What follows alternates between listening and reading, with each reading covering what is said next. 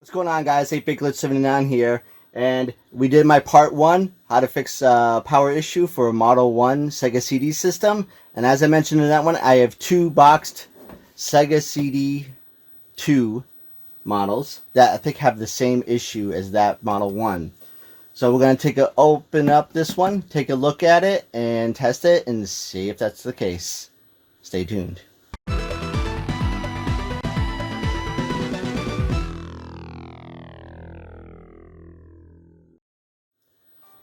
Alright guys, so this is the first Model 2 here. This is the one with the worst box. It's got a bunch of these holes in it. Like somebody stabbed it with a pencil a bunch of times or something. I don't know. It's weird. But yeah, it is a Genesis box. Other than that, it's a pretty nice box. It's a shame. The other one I have doesn't have holes like that, so it's a lot nicer. But yeah, let's take a look and see if we can't test this one out and get it working. And we can sell it and get it out the door. Alright guys, here we go. We got it plugged into our Genesis here, and we're going to pop it on and see what happens. Nada. Nothing. And this don't have a light or anything, so knowing if it... Oh, it does have a light, an access light, so I bet we should be seeing that. And obviously something on the screen. And since we're not, we're going to test that fuse again. Guys, just like the other one, there's 1, 2, let's see, 3, 4, 5, like 6 screws or so. You should be able to figure it out. Take those off to get it apart. Guys, so once you got those screws off from the bottom, you flip it around, and then you should be able to pop this right off, like so. Set it aside. And then the fuse for this one, I think you're gonna have to take off this shield to get to it, if I'm not mistaken, because it's right under here. It's gonna be near the power, so it's gonna be up in here. So we need to take this shield off. So you would want to take off this screw here, and something to keep in mind about this one is there is a ground wire here screwed to that. So you gotta remember that when putting it back together. So we're going to take some of these screws out here to get this shield off, and we'll take a look. As now with the shield off, this is what the inside looks like for the Sega CD Model 2.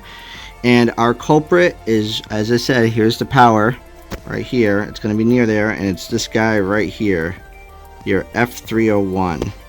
So that guy, we're going to do the same thing.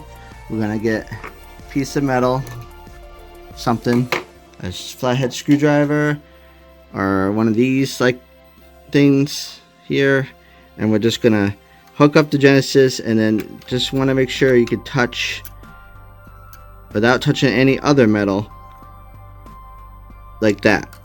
So you want to touch the 2 points. Okay, let's see if I can get a better shot here, just like this, so that I'm touching both posts before, so I'm bypassing the fuse on the wire, just like that. And I will test to see if it's the fuse, because if it turns on when you're doing that, well, then it's the fuse. So let's hook it up and see if that's the case. I kind of wanted to give you another look at this, because this is how, since we don't have the shield protecting the board, you know, from the Genesis crushing anything, what you want to do is have your CD case ready, and then you're gonna pop it in to the jack there, into the side, and then holding it with your hand, slide this under so it's on the edge of the CD-ROM system, and between the CD-ROM and the system, and yeah, that will hold it. FYI, this is not sponsored by Satellites and Sirens.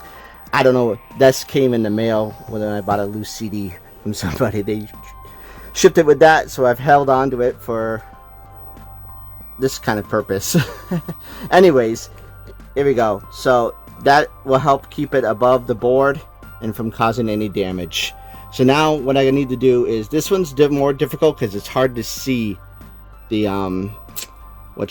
the fuse. So I don't know how well I'll be able to depict this. I might be in the way when you guys are watching, but anyways, let's see. Alright guys, let's see here. It's going to be right over here. And again, when you're doing this, don't try not to touch any other metal while you're doing this. Okay. So, alright, I think I might have it. Let's find out.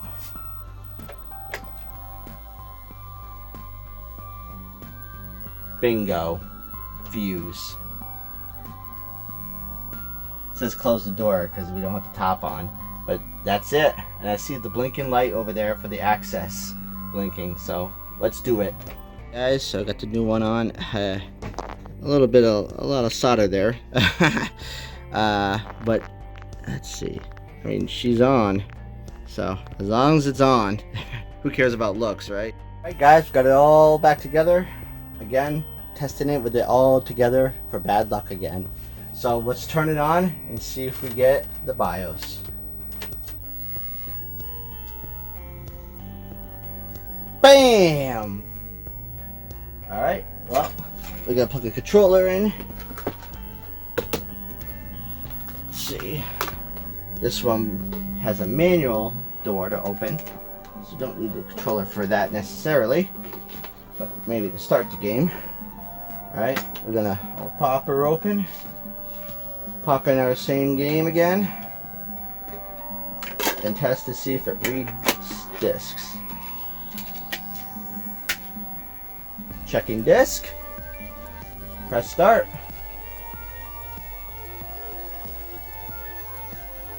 Oh yeah. Let's see that title screen. Nice. So there you have it.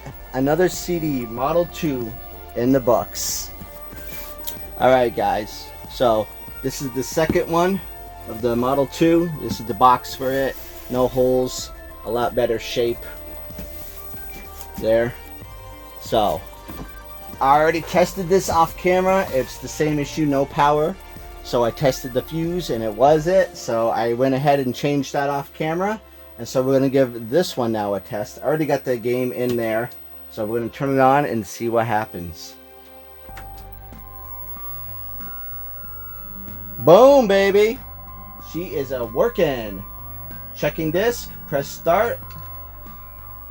Let's see if it reads it fully. Starts the game.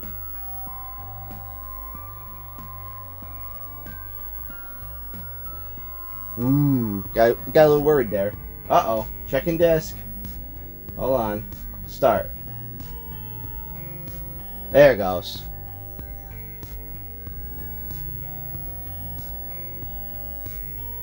Let's see it start. Alright, there's the game.